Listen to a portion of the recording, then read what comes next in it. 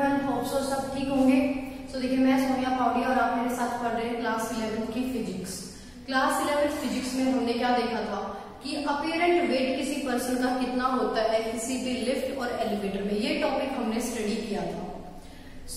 अपीयरेंट wait की बात जब करते हैं तो हमने क्या निकाला था, यहाँ पे बात की थी कि अगर आपको हल्का महसूस होता है तो क्यों होता है, अगर बंदे को अपनी बॉडी भारी लगती है तो क्यों लगती है।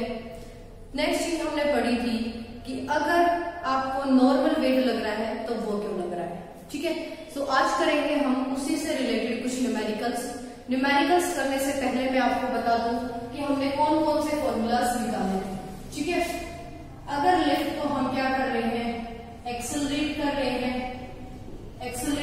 किसी ए एक्सेलरेशन के साथ, कहां पे, अपवर्ड डायरेक्शन में। किस डायरेक्शन में, अपवर्ड डायरेक्शन में। एक केस तो ये था। सेकंड था, हम लिफ्ट को क्या कर रहे हैं, एक्सेलरेट कर रहे हैं ए एक्सेलरेशन के साथ, कहां, डाउनवर्ड डायरेक्शन में। ठीक है, थर्ड जो केस था वो था जब लिफ्ट क्या आपकी रेस्ट में है। एक चीज और याद रखनी है आपने न्यूमेरिकल्स के केस में, कोई भी लिफ्ट डायरेक्ट बोले अपवर्ड चल रही है या डाउनवर्ड चल रही है।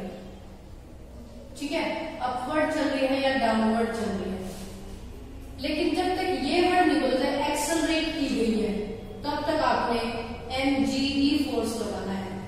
ठीक है, जब तक वो ये ना कहे ए एक्सेलरेशन के साथ अपवर्ड एक्सेलरेट किया है या इस ए एक्सेलरेशन के साथ डाउनवर्ड डायरेक्शन में एक्सेलरेट किया है, जब तक ये एक्सेलरेटेड वर्ड ना मिले तब तक आपने क्या यूज करना है, mg यूज करना है। ठीक है, रेस्ट के केस में भी मास क्या होता है, mg का। अब अपवर्ड डायरेक्शन में थी तो उस केस में जो फोर्स था हमारी बॉडी पे वो किसके बराबर था, mass into acceleration due to gravity plus ये वाली एक्सेलरेशन। और जब डाउनवर्ड डायरेक्शन थी उस केस में फोर्स क्या था, mass into acceleration due to gravity minus वो वाली एक्सेलरेशन जिसके थ्रू उसको एक्सेलरेट किया गया है। ठीक है, होप सो इतना कंसेप्ट आपको कल अच्छे से समझ आया होगा। तो जिसको भी नहीं समझ आ रहा कि कहां से निकले फॉर्मूलाज, वो एक बार प्रीवियस लेक्चर जाके देखें और पता चल जाएगा कि किस तरह से ये m इंटू जी प्लस से आता है या m इंटू जी माइनस ए का कंसेप्ट आता है। एक और चीज आपने याद रखनी है, वो चीज है जब बात आती है फ्री फॉल की। फ्री फॉल होने का मतलब क्या होता है कि सिर्फ उस एक्सेलरेशन के साथ चलना जो किसने लगाई है, ग्रेविटी ने लगाई है। ठीक है, अगर बात आती है कि कोई भी लिफ्ट है आपकी वो फ्री फॉल हो रही है, जब लिफ्ट आपकी फ्री फॉल हो रही है उस केस में जो फोर्स या रिएक्शन होती है, आप इसको रिएक्शन याद रख लो क्योंकि ये रिएक्शन को ही बढ़ाया जाता है। तो उस केस में रिएक्शन क्या हो जाएगी, mass into acceleration due to gravity. अब फ्री फॉल है तो दूसरी एक्सेलरेशन ए ना होगी, वो भी क्या होगी, जी होगी। फ्री फॉल हो रही है मतलब नीचे की तरफ आ रही है तो ए एक्सेलरेशन के साथ नहीं आ रही, ग्रेविटी के एक्सेलरेशन के साथ ही आ रही है। इसका मतलब ये होता है। तो फ्री फॉल का मतलब याद रखना, कोई भी बॉडी जो सिर्फ और सिर्फ ग्रेविटी की वजह से फॉल हो रही है, कोई एक्स्ट्रा एक्सेलरेशन नहीं दी गई, उसे बोलते हैं फ्री फॉल बॉडी। तो जी माइनस जी क्या आ गया, रिएक्शन इक्वल टू 0 आ जाएगी। ठीक है, तो फ्री फॉल बोलते ही आपने रिएक्शन को क्या लिख देना है, 0 लिख देना है। होप सो ये सब तो आपको समझ आए होंगे। देखिए अब बात करेंगे इससे रिलेटेड न्यूमेरिकल्स। इन सब फॉर्मूलाज को आपने टिप्स पे रखना है ताकि आपको याद रहे। लिफ्ट को अपवर्ड एक्सेलरेट करेंगे तो फॉर्मूला है m into ji plus A. अगर लिफ्ट को डाउनवर्ड एक्सेलरेट करेंगे फॉर्मूला है r is equal to m into G minus A. जब तक बॉडी की बात हो या लिफ्ट की अपवर्ड जा रही है डाउनवर्ड जा रही है, लेकिन वर्ड नहीं लगा एक्सेलरेट, ये वर्ड यूज नहीं हुआ तब तक प्लस माइनस ए बिल्कुल नहीं करेंगे, डायरेक्ट mg का फॉर्मूला यूज करेंगे। फ्री फॉल के केस में क्या होता है, बॉडी फॉल हो रही है due to the effect of gravity. अगर कोई इफेक्ट बॉडी के ऊपर नहीं है तो ए क्या है, g है। ठीक है, ए नहीं आके क्या आएगा, g आएगा, मतलब अर्थ की एक्सेलरेशन ही अप्लाई होगी। तो g माइनस जी 0, सो रिएक्शन क्या बन जाएगी, 0 हो जाएगी इस केस में। देखिए अब करेंगे हम इससे रिलेटेड न्यूमेरिकल्स। होप सो इनमें कोई भी डाउट नहीं होगा। न्यूमेरिकल्स आप सबने ट्राई करने हैं। रीजन क्या होती है कि जब भी हम न्यूमेरिकल्स कर लेते हैं किसी भी टॉपिक से रिलेटेड तो हमारे थोड़े कंसेप्ट स्ट्रॉन्ग हो जाते हैं, हमें फिर चीजों को रट्टा मारने की जरूरत नहीं पड़ती है, वो हमें वैसे ही याद हो जाती है। सो देखिए question first state that a passenger of mass 72.2 kg, किसी पैसेंजर का मास गिवन है और उस पैसेंजर का मास है 72.2 kg। ठीक है, कोई पर्सन है जो ट्रेवल करने जा रहा है, उसका मास है ये। Is riding in an elevator, वो किसी एलिवेटर पे राइड करेगा while standing on a platform scale. ठीक है, ये मास उसका तब है जब वो प्लेटफॉर्म के ऊपर खड़ा है, मतलब उसका एक्चुअल वेट ये है। ठीक है, एक्चुअल मास ये है उसका। आगे देखिए क्या कहता है, what does the scale read when the elevator cap is, क्या स्केल रीड करेगा। देखो स्केल ने ये वाली वैल्यू ली जब वो क्या है नॉर्मल जगह पे खड़ा है, लेकिन अब कंडीशन देता है कि फर्स्ट केस क्या है, descending with constant velocity. Descending in the sense downward. जब आपकी लिफ्ट डाउनवर्ड आएगी तब वो कितना मास इसका बताएगा। ठीक है, उस टाइम पे उस बंदे का मास क्या होगा, ये चीजें हमने बता दी है। तो हमें पता है डाउनवर्ड के केस में हमारे पास क्या फॉर्मूला था, जब स्केल की डिसेंडिंग हो रही थी। अब यहाँ पे देखिए सिर्फ वर्ड लगाया है descending with constant velocity. Constant velocity मतलब एक्सेलरेट नहीं हुआ, क्योंकि एक्सेलरेशन क्या होती है, चेंज इन वेलोसिटी। अगर वेलोसिटी कांस्टेंट है तो वेलोसिटी में कोई चेंज नहीं है, और कोई चेंज नहीं इसका मतलब एक्सेलरेट नहीं हुआ। तो जब मैंने कहा था ना कि कहीं पे भी वर्ड एक्सेलरेटेड नहीं आया है, एक्सेलरेटेड वर्ड नहीं आया, तब फिर क्या फॉर्मूला यूज करेंगे, mg, mass into acceleration due to gravity. Simple ये फॉर्मूला हमने यूज करना है। तो देखिए बॉडी का मास कितना है 72.2, और ग्रेविटी जो होती है एक्सेलरेशन लगाती है वो क्या होती है 9.8। तो क्या होगा 72.2 मल्टीप्लाई 9.8। इसको सिंप्लीफाई करेंगे तो रिजल्ट क्या आ रहा है हमारे पास 707.56। 707.56। ठीक है, इतने न्यूटन, क्योंकि फोर्स ही तो लग रहा है। रिएक्शन क्या होती है, फोर्स का ऑपोजिट ही तो थी, ये भी क्या था, एक टाइप का फोर्स था। एक्शन भी एक फोर्स होता है, रिएक्शन भी एक फोर्स होता है। ठीक है, यहाँ पे एक्सेलरेशन ग्रेविटी की तरफ गई थी क्योंकि ग्रेविटी ने फोर्स लगाया, उसके ऑपोजिट रिएक्शन आएगी, वो भी क्या होगा, एक फोर्स होगा। होप सो ये चीज आपको समझ आई होगी। सेकंड देखिए, दूसरे पार्ट में निकालना है ascending with constant acceleration 3.2 metre पर सेकेंड। अब की बार एक्सेलरेशन गिवन है, एक्सेलरेशन कितने 3.2 मीटर पर सेकेंड स्क्वायर। इतनी एक्सेलरेशन के साथ अब क्या किया गया है, अपवर्ड भेजा गया है। असेंडिंग होता है, असेंडिंग मतलब अपवर्ड डायरेक्शन में गई है बॉडी। अपवर्ड डायरेक्शन में जब जाते हैं तो अपवर्ड डायरेक्शन में लिफ्ट का फॉर्मूला क्या था, m इंटू जी प्लस ए। तो यहाँ से मास क्या है 72.2, जी की वैल्यू 9.8 प्लस ए कितनी एक्सेलरेशन के साथ एक्सेलरेट किया है 3.2 के साथ। तो यहाँ पे लिखें 3.2। इसको सिंप्लीफाई करेंगे, अंदर वालों को ऐड करते हैं, 8 और 2 क्या हो गया 10, 9 एंड 3 12 1 13, क्या क्या 13.0 लिखू ना लिखू, ये क्या बन गया 13 मल्टीप्लाई क्या है आगे 72.2। सो 13 की 72.2 से हम मल्टीप्लाई करेंगे तो ये क्या आ जाएगा 938.6 न्यूटन। अब इतना फोर्स हमारी बॉडी पे लगेगा। फोर्स मतलब वेट, फोर्स क्या होता है, एक टाइप का वेट। इसका मतलब इतना वेट महसूस होगा, इतना वेट आपका स्केल दिखाएगा। अगर स्केल से रीड करोगे ना तो स्केल भी इतना ही वेट आपकी बॉडी का दिखाएगा।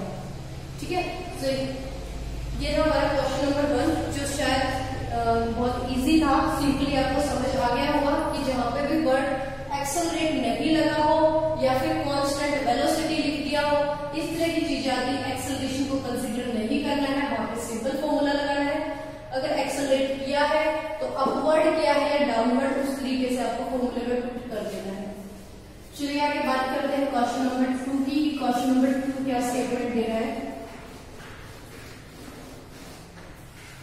क्वेश्चन नंबर 2 में क्या है, विद व्हाट एक्सेलरेशन, कि किस एक्सेलरेशन के साथ शुड ए बॉक्स डिसेंड, किसी बॉक्स को गिराया जाए, so that a block of mass m placed in it, कोई ब्लॉक इसके अंदर रखा है जिसका मास m है, is exert a force mg/4 on the floor of box.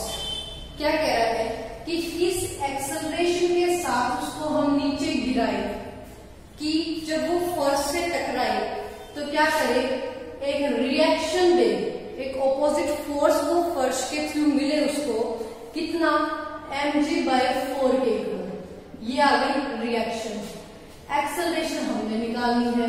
Body का मास क्या बोला है, m मास की बॉडी है।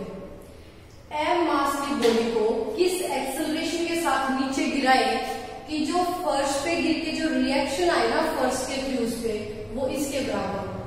अब गिराई कहाँ है, नीचे की तरफ, और नीचे की तरफ हमें पता है रिएक्शन किसके इक्वल होती है, m इंटू g-a। जब हम किसकी बात करते हैं, डिसेंडिंग की बात करते हैं या फिर डाउनवर्ड डायरेक्शन की बात करते हैं।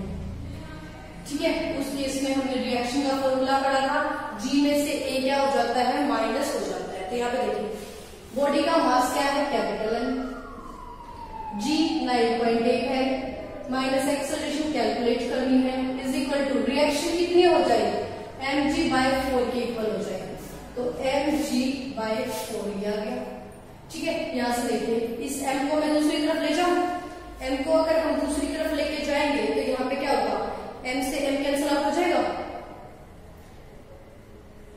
या mg मल्टीप्लाई कर ले, या फिर हम इसको उस तरफ प्लेस कर ले, किसी भी तरीके से कर सकते हैं। ठीक है, या तो हम यू कर ले, इसकी पहले अंदर मल्टीप्लाई कर देते हैं, इसकी क्या हमारा capital M, mg minus ma, ये हो गया।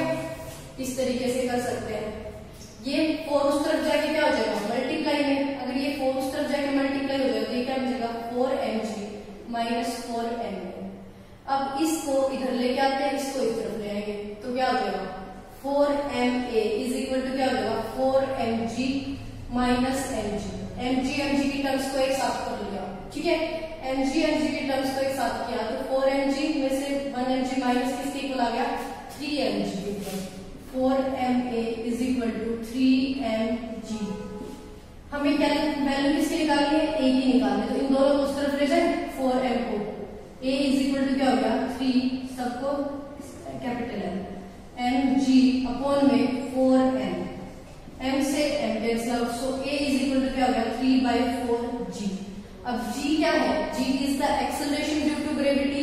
इस g की वैल्यू क्या होती है, 9.8 होती है।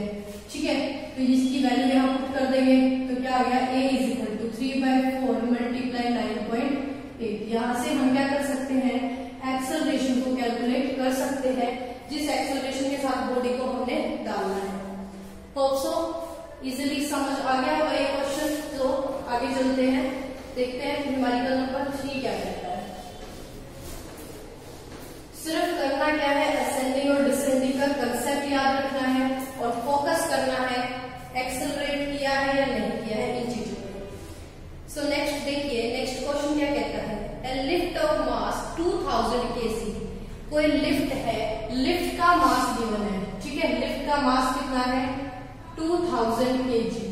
अब की बात पर्सन का मास नहीं है, लिफ्ट का मास है। It's supported by thick steel rods. इसको क्या कर दिया, सपोर्ट कर दिया, क्या लगा दी, पतली पतली स्टील की रस्सी वो लगा दी।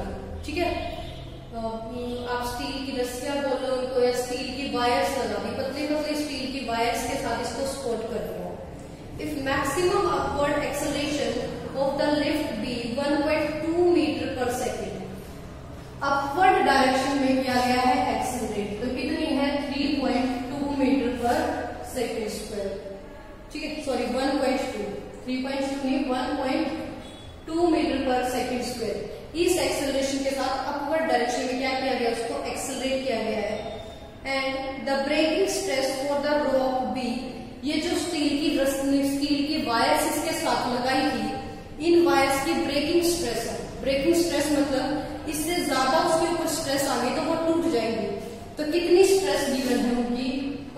ब्रेकिंग स्ट्रेस है वो है हमारे पास 2.8 इंटू 10⁸ न्यूटन पर मीटर स्क्वायर। इतनी स्ट्रेस उसके ऊपर लगी हुई, इतनी स्ट्रेस तक वो रस्सियां क्या होंगी, स्टील की वायर्स है वो सही रहेगी। इससे ज्यादा स्ट्रेस होगी तो वो क्या होगी, टूट जाएगी। ठीक है। What should be the minimum diameter of rod. तो क्या निकाला हमने कि जो रस्सी है ना उसका मिनिमम डायमीटर कितना होना चाहिए। सो देखिए पहली चीज हमें क्या पता होना चाहिए कि जो स्ट्रेस गिवन है इस स्ट्रेस होती क्या है। तो देखिए स्ट्रेस क्या होती है, पहले इस चीज के बारे में बात करते हैं। स्ट्रेस होता है फोर्स पर यूनिट एरिया, कि एक यूनिट एरिया के ऊपर कितना फोर्स लगाया गया है वो होती है स्ट्रेस। फोर्स ज्यादा होगा किसी एरिया पे तो वो एरिया क्या होगा, ज्यादा स्ट्रेस्ड होगा, और किसी एरिया के ऊपर कम फोर्स होगा तो वो एरिया क्या होगा, कम स्ट्रेस होगा। ठीक है। अब देखिए आगे हमें क्या पता है कि एरिया जो है वो एरिया किस चीज का एरिया की बात है, किससे बांधा गया है इसको बांधा गया है किससे, स्टील की वायर्स के साथ। ठीक है। जब इसको स्टील की वायर्स के साथ बांधा, अब ये स्ट्रिंग है, स्ट्रिंग का जो स्ट्रिंग है जो वो किस तरीके से होती है, इससे राउंड राउंड होती है। सामने से जब देखते हैं तो वो कैसी नजर आती है, सर्कुलर नजर आती है ना। तो सर्कल का एरिया, इट मीन्स किसका एरिया प्लेस करना है यहाँ पे, सर्कल का एरिया ऑफ सर्कल क्या होता है, पाई आर स्क्वायर। लेकिन हमें क्या निकालना है, हमें निकालना है रस्सी का डायमीटर। तो इस रेडियस को हम आर की फॉर्म, डी की फॉर्म में लेते हैं फॉर्मूले में डायरेक्ट। हमें क्या पता है डायमीटर इज इक्वल टू क्या होता है 2r के, और r इज इक्वल टू क्या हो गया यहाँ से d/2 के इक्वल हो गया। ठीक है। तो r के प्लेस पे क्या लिख दूं मैं यहाँ पे d/2 का स्क्वायर, d/2 का स्क्वायर मतलब d का स्क्वायर डिवाइड बाय 2 का स्क्वायर हो गया 4, पाई d स्क्वायर बाय 4 ये हो गया। ठीक है। तो फोर्स अपॉन में क्या है, एरिया। अब इसके फॉर्मूले के अंदर हम क्या करेंगे, वैल्यूज पुट कर देंगे। अब फोर्स क्या है, जब वो स्टील की वायर्स उसको खींच रही है तो स्टील की वायर्स के अंदर क्या क्रिएट हो रही है, टेंशन, और उसी की वजह से वो क्या होगी, टूट सकती है। तभी तो स्ट्रेस आया ना। तो फोर्स किसके इक्वल है यहाँ पे, टेंशन के इक्वल है कि कितनी टेंशन उस स्ट्रिंग्स में प्रोड्यूस हो रही है पर यूनिट एरिया से। सो फॉर्मूला क्या बन गया, T अपॉन में एरिया क्या हो गया, पाई d स्क्वायर डिवाइड बाय 4। ये फॉर्मूला बन गया हमारे पास किसका, रस्सी के जो ब्रेकिंग पॉइंट आया उसकी वजह से स्ट्रेस का फॉर्मूला हो गया। तो यहां से हमें पता है टेंशन, कितनी टेंशन तक ये टॉलरेट कर सकता है। तो टेंशन कितनी, जो लिफ्ट का मास था वो कितना था हमारे पास 200 kg था, है ना। और टेंशन किसके इक्वल होती है, टेंशन जो थी हमने पिछले फॉर्मूले में निकाली थी जब हमने कनेक्टेड मास पढ़ा, उस केस में हमने पढ़ा था टेंशन मतलब एक टाइप की रिएक्शन ही लगा लो। और कैसे लिफ्ट को कैसे किया गया है, अपवर्ड डायरेक्शन में। ठीक है। तो जब वो ऊपर जा रही है तो उन रस्सियों में क्या हो रही है, टेंशन क्रिएट हो रही है, मतलब अपवर्ड रिएक्शन ही आ रही है। तो क्या होती है m इंटू जी प्लस ए, यही होती है। तो यहाँ पे फॉर्मूला पुट कर दे। अब वो अपवर्ड डायरेक्शन जा रही है तो अपवर्ड रिएक्शन का फॉर्मूला ही आपका टेंशन का फॉर्मूला होगा। तो m into ji plus a divide by ये 4 यहाँ पे क्या था, डिवाइड में, यहाँ जाके क्या हो जाएगा, मल्टीप्लाई हो जाएगा। तो देखिए मास कितना है, मास है 2000, जी एक्सेलरेशन ड्यू टू ग्रेविटी क्या होती है 9.8 प्लस ए एक्सेलरेशन, कितनी एक्सेलरेशन दी है 1.2, तो 1.2 या क्या, मल्टीप्लाई में 4 और डिवाइड में क्या हो गया पाई डी स्क्वायर। पाई की वैल्यू हमें पता है 3.14 होती है, इंटू डी स्क्वायर को रखेंगे एज इट इज। ठीक है। ये इक्वल टू किसके था, ये फॉर्मूला किस चीज का, स्ट्रेस का। तो स्ट्रेस के इक्वल था ना ये, और इसी को मॉडिफाई करके ये बनाया। तो इक्वल टू क्या आ गई, स्ट्रेस। कितनी स्ट्रेस है, इक्वल टू स्ट्रेस की वैल्यू है 2.8 इंटू 10 की पावर 8। ये हो गया। यहाँ से हम क्या कर सकते हैं, डी स्क्वायर की वैल्यू को कैलकुलेट कर सकते हैं। सो देखिए कैसे, इस चीज को सिंप्लीफाई करेंगे तो ये क्या बन रहा है हमारे पास 9.8 प्लस में 1.2 कितना हो गया 10, होप सो 8 to 10 1 और 11 कितना आ गया 11। अगर ये 11 है तो 11 की 4 से मल्टीप्लाई कर दो। ठीक है, क्योंकि सब मल्टीप्लाई में चले गए, इसको ऐड किया, ये हो गया 11 मल्टीप्लाई ये क्या बन गया 4, और इसको इधर ले जाके मल्टीप्लाई कर दो 3.14, या तो यू करो डी को इस तरफ ले जाओ और इसको उस तरफ ले जाओ।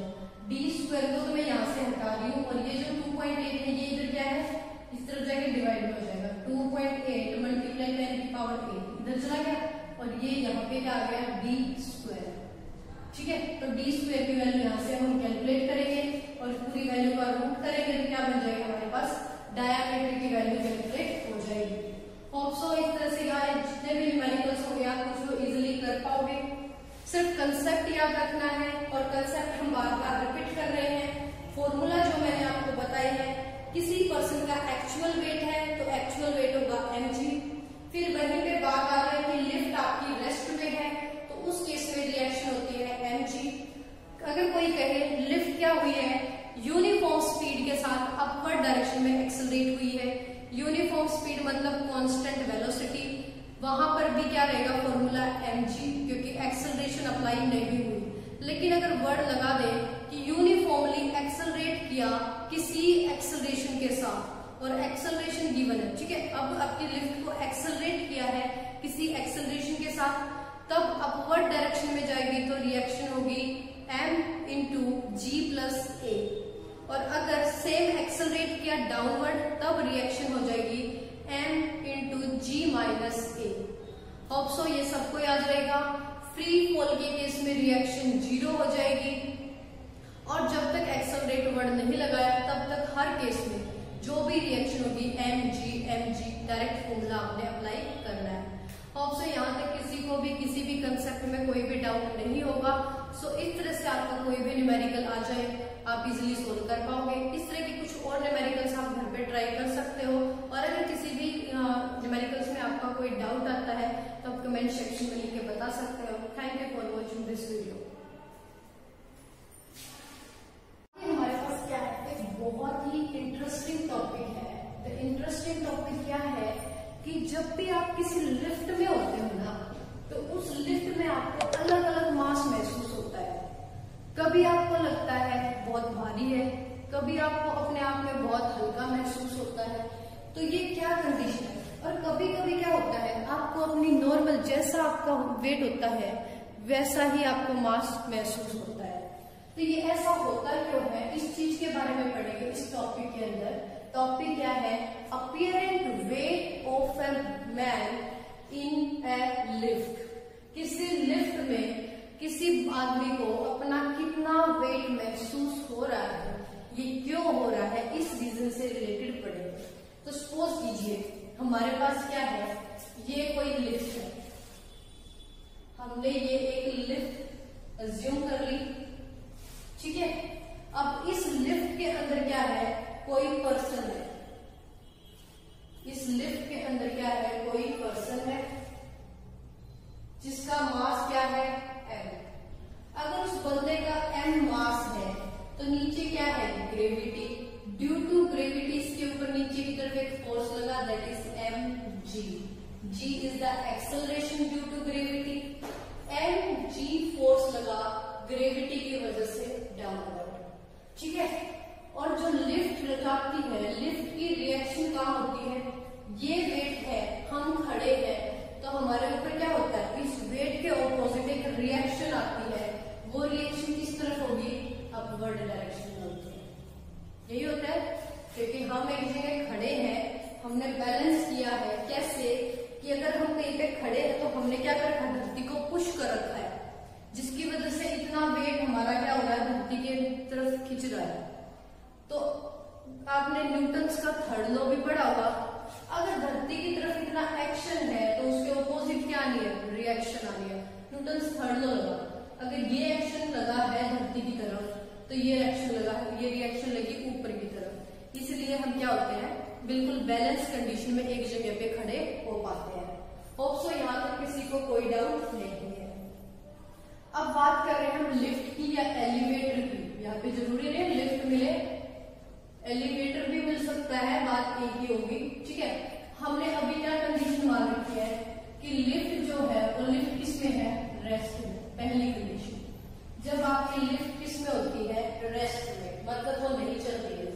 जब वो नहीं चल रही है तो इसका मतलब लिफ्ट के अंदर एक्सेलरेशन क्या है, 0।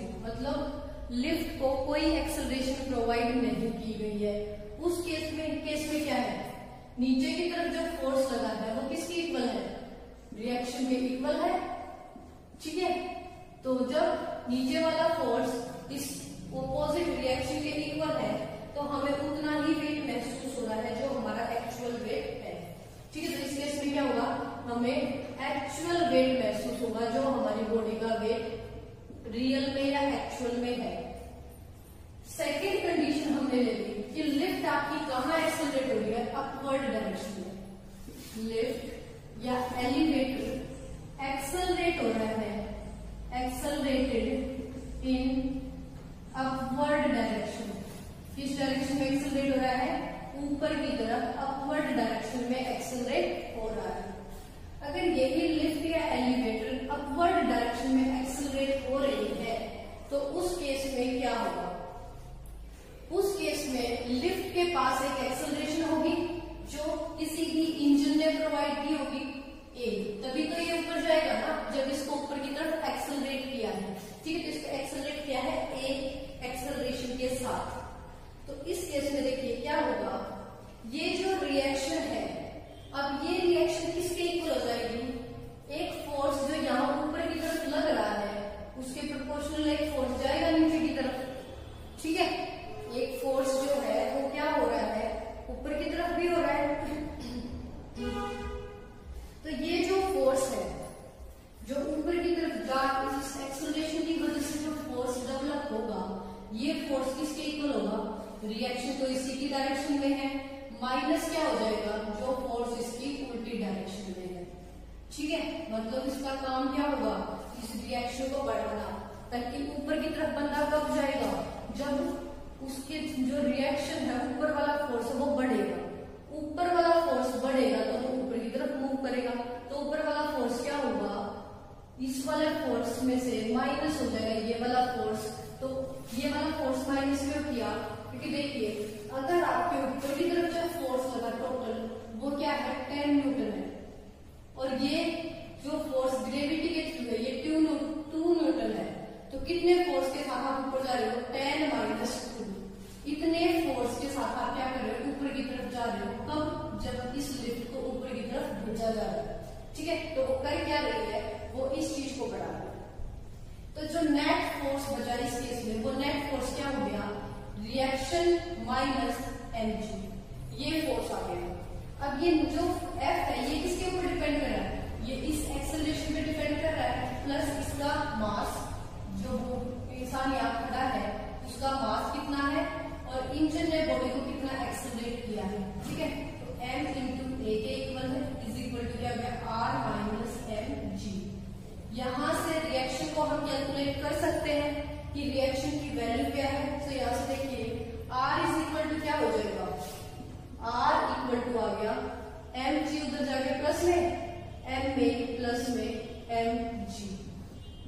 ठीक है, तो इसका मतलब लिफ्ट को एक्सेलरेट करने का पर्पस था रिएक्शन को बढ़ाना, ताकि रिएक्शन में से इसको माइनस करे तो कुछ ना कुछ वैल्यू बचे, और जिस वैल्यू बचे उसके साथ वो क्या हो, ऊपर की तरफ जाए। ठीक है, कुछ ना कुछ फोर्स बचे और उस फोर्स के साथ वो क्या करे, ऊपर की तरफ चले जाए। तो ये निकल के हमारे पास रिएक्शन, यहाँ से मास को कॉमन लेना चाहिए तो ले सकते हैं। तो यहाँ से अगर मास को कॉमन लेंगे तो r इज इक्वल टू क्या हो रहा है, m बाहर आ गया, a प्लस g। यहाँ देखिए इंसान को कितनी एक्सेलरेशन महसूस हो रही है, ऊपर की तरफ एक्सेलरेशन हो रही है a प्लस g के इक्वल। ठीक है, मतलब धरती की एक्सेलरेशन और जो एक्सेलरेशन दी दोनों क्या होगी, ज्यादा होगी, इसलिए इंसान को क्या लगेगा, जो उसका ये रिएक्शन मतलब फोर्स, उसको अपनी बॉडी कैसी लगेगी, हैवी लगेगी, क्योंकि वेट आपका फोर्स होता है, ये रिएक्शन ही आपका क्या है, वेट है, मतलब फोर्स है। तो यहाँ पे हमें क्या महसूस होगा, हमें महसूस होगा कि हमारी बॉडी क्या है, भारी है, थोड़ी हैवी है। ठीक है, तो इस केस में बॉडी कैसी लग रही है, बॉडी लग रही है हैवी, हमारा जो एक्चुअल वेट है ना उससे भारी हमें महसूस होगा। नेक्स्ट है थर्ड केस, जब लिफ्ट को क्या किया गया है, एक्सेलरेट किया, किस डायरेक्शन में, डाउनवर्ड डायरेक्शन में। ठीक है, डाउनवर्ड मतलब नीचे की तरफ उसको क्या किया गया है,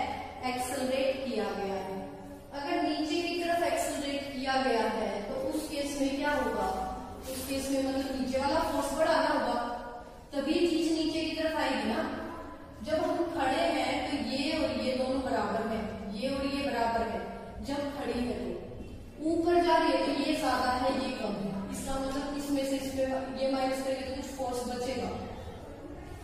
अब अगर नीचे की तरफ एक्सेलरेट कर रहे हैं इसका मतलब ये वाला फोर्स ज्यादा हो गया, mg ग्रेटर हो गया किससे, r से, तो mg में से r माइनस करेंगे तो कुछ फोर्स बच गया, एंड दैट फोर्स, इसी फोर्स में से जो एक्सेलरेशन है ना उसी के साथ बॉडी क्या हुई नीचे, फोर्स क्या होता है मास इंटू एक्सेलरेशन, का मतलब कितने फोर्स के साथ बॉडी क्या होगी नीचे की तरफ आएगी। यहां से रिएक्शन निकालते हैं तो R इज इक्वल टू क्या हो जाएगा, R इक्वल टू हो जाएगा mg माइनस ma, ये बन गया।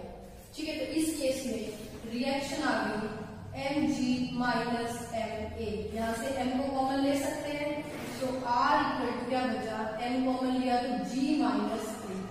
अब एक्सेलरेशन कैसी महसूस हो रही है, जो नेट एक्सेलरेशन है वो डिक्रीज हो रही है। ठीक है, अगर एक्सेलरेशन डिक्रीज हो रही है तो रिएक्शन भी क्या होगी डिक्रीज, इसलिए यहाँ पर हमें क्या लगेगा, जो हमारा वेट है वो एक्चुअल वेट से कम लगेगा। ठीक है, हैवी लगने के बजाय हमें बॉडी कैसी नजर आएगी लाइट। ठीक है, हमें महसूस होगा हल्का कि हमारी बॉडी के अंदर वेट की वैल्यू क्या है कम हो गई, ऐसा कुछ फील होगा। आई होप ये समझ में आ रहा होगा सबको। तो देखिए रिवाइज करते हैं एक बार, किया क्या हमने, किसी भी लिफ्ट या एलिवेटर में अगर हम खड़े हैं तो हमें अपना जो वेट है कभी वो नॉर्मल लगता है, कभी हमें बॉडी भारी महसूस होती है, कभी हल्की महसूस होती है, तो वो कंडीशन क्या होती है ये हमने पढ़ा। सपोज कीजिए ये कोई बंदा यहाँ पे खड़ा है जिसका मास m है, हमें पता है बॉडी के ऊपर बढ़ती ग्रेविटी से फोर्स लगाती है mg, न्यूटन थर्ड लॉ कहता है कि नीचे की तरफ फोर्स है तो ऊपर की तरफ रिएक्शन आएगी r। जब हम रेस्ट में हैं उस केस में लिफ्ट भी नहीं चल रही, हम बिल्कुल आराम से खड़े हैं, लिफ्ट भी रुकी हुई है, तो ये दोनों क्या है बराबर है, ये दोनों बराबर है तो हमें महसूस होगा जो हमारा एक्चुअल वेट है वही। सेकंड केस है जब आपने क्या किया, लिफ्ट को क्या किया एक्सेलरेट किया अपवर्ड डायरेक्शन में, ऊपर की तरफ जब लिफ्ट जा रही है तो ऊपर की तरफ कब जाएगी, जब ये ऊपर वाला फोर्स ज्यादा होगा, ये ज्यादा होगा ये कम होगा, तो ऊपर कितने फोर्स से जाएगी, इसमें से इसको माइनस कर लो, r माइनस mg, इस बाद जो वैल्यू बचेगी उतनी वैल्यू के साथ क्या करेगी लिफ्ट ऊपर की तरफ जाएगी, तो वहां से रिएक्शन निकाली, रिएक्शन हमारी क्या हो रही है ज्यादा हो रही है, इसके लिए हमें बॉडी क्या लगेगी हैवी महसूस होगी। ठीक है, भारी लगेगी थोड़ी। थर्ड केस हमने लिया कि लिफ्ट को हमने एक्सेलरेट किया है किस डायरेक्शन में, डाउनवर्ड डायरेक्शन में। जब हमने लिफ्ट को डाउनवर्ड डायरेक्शन में एक्सेलरेट किया तो उससे क्या हुआ, डाउनवर्ड में वो कब आएगी, जब ये वाला फोर्स ज्यादा होगा इस वाले फोर्स से, ये फोर्स ज्यादा हुआ तो नेट फोर्स की वैल्यू क्या होगी, ज्यादा वाला में से कम वाला माइनस, तो mg minus r।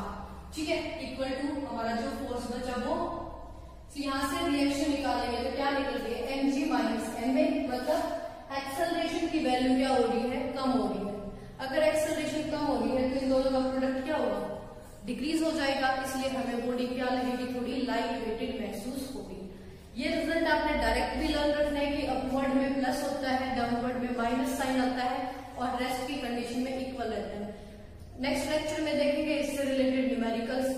Hope so यहाँ तक सबको समझ आया होगा। फिर भी अगर किसी को कोई डाउट है तो वो कमेंट सेक्शन में लिख के बता सकता है। Thank you for